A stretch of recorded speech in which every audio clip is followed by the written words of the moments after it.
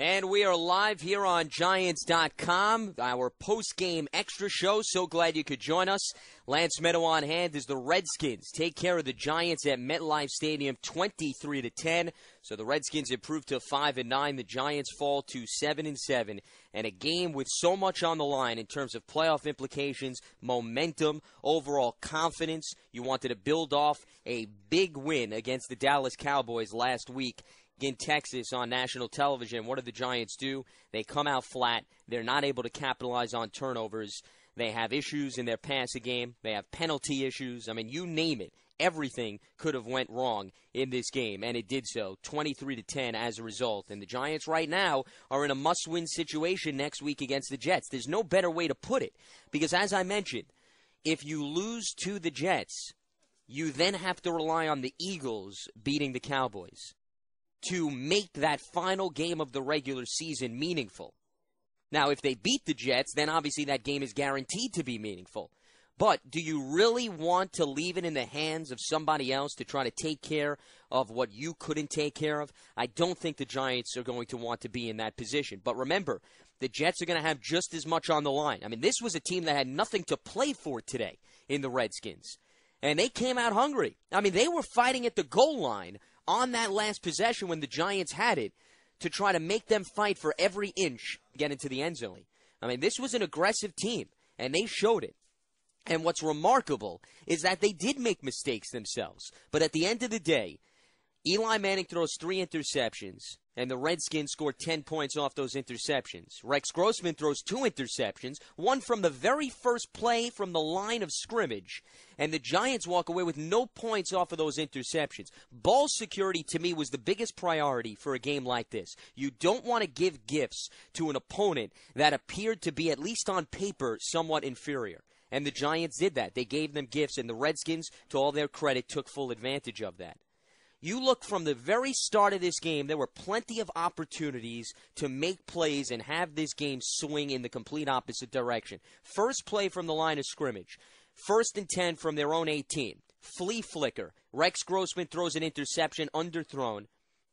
Corey Webster was there, gets the interception. Great, good start for the Giants, right? Well, what do? They get the ball back on their own 18, and they go a quick 3 and out. They come out pass happy, leads to nothing, so they're forced to punt. So the Redskins then get the ball back, believe it or not, in better field position off the punt than they had off the opening kickoff. They get it at their own 30, and they wind up marching down the field. Giants defense stops them on 3rd and 8, so they settle for a Graham Gano field goal, makes it 3-0. So the Giants get the ball back, all right, they start leaning on the running game here now. Ahmad Bradshaw, quick 17-yard run from 1st and 10 from their own 25. They go to Bradshaw again, another 4-yard run. So they're looking pretty here. The running game is starting to give them some momentum. They're getting some balance. It's to set up the pass.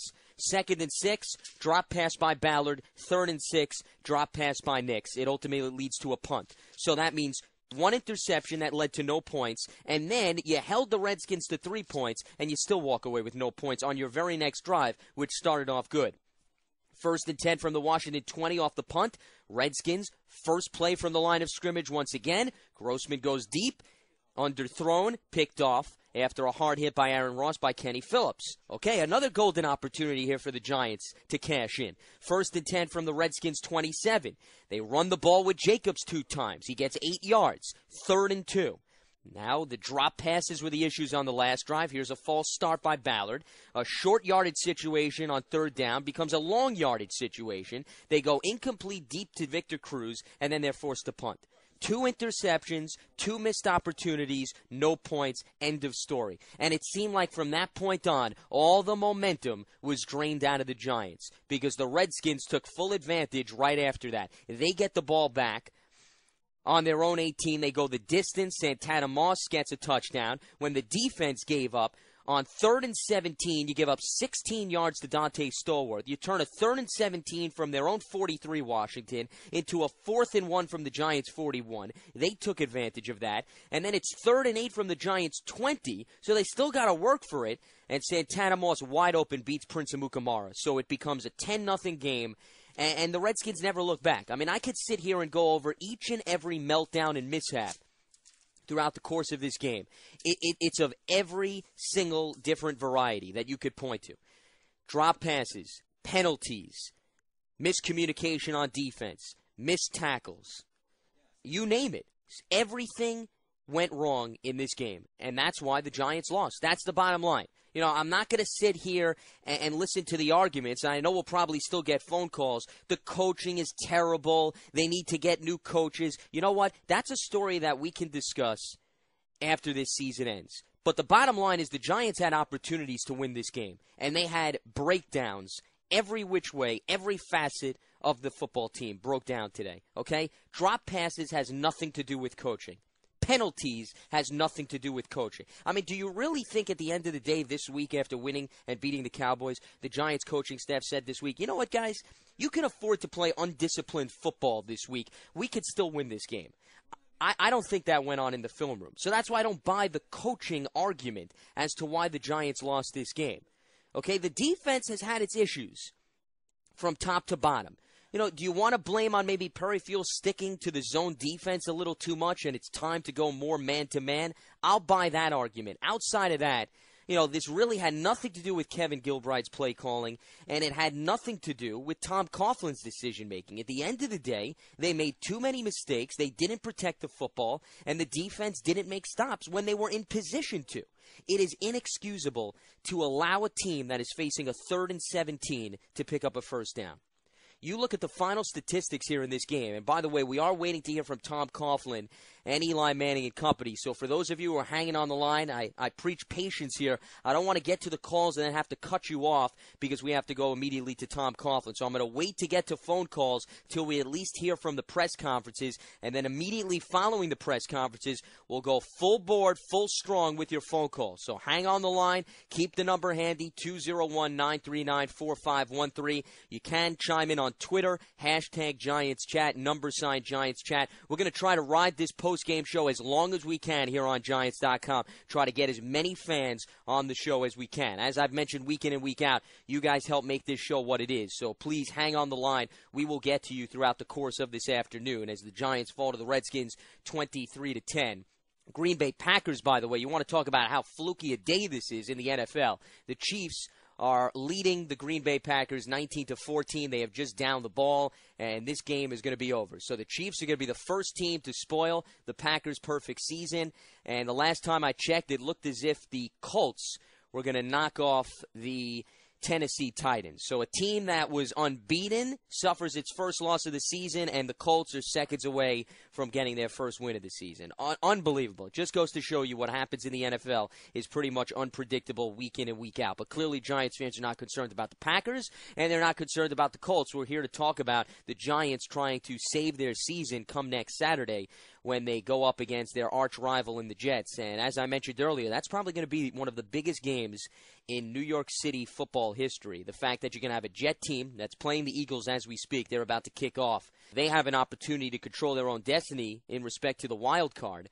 But one way or another, whether they beat the Eagles today or not, they still need to beat the Giants next week. And then obviously the Giants need to win to prevent the Cowboys from having an opportunity from potentially winning the division next week and making that last game of the regular season meaningless. I mean, remember, if you're in the Cowboys' perspective, you don't want to come to MetLife Stadium in Week 17 and have something on the line.